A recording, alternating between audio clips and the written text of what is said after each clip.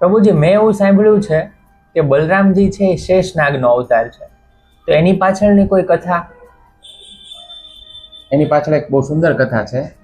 જ્યારે સૃષ્ટિનો આરંભ થયો તો એ સમયે અનંત શેષનું પ્રાગટ્ય થયું, અને જ્યારે ભગવાનની સમક્ષ પ્રગટ થયા તો એમની પાસે અનંત ફેણ હતી. અને તમને તો ખબર છે કે ભાઈ ભગવાનના રોમકૂપમાંથી અનંત અનંત બ્રહ્માંડ છે તે પ્રગટ થાય છે.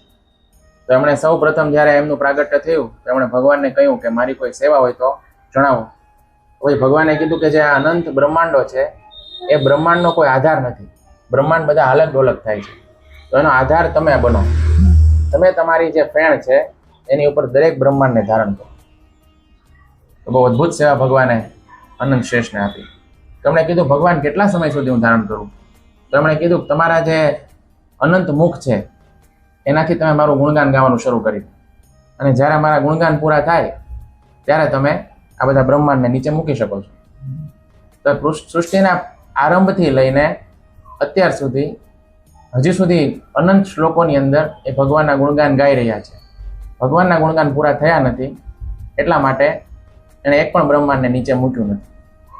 અને આ બધા જ બ્રહ્માંડ જે એમણે ધારણ કરેલા છે પોતાના મસ્તક ઉપર, તો દરેક બ્રહ્માંડ છે એનો કોઈ એને ભાર લાગતો નથી.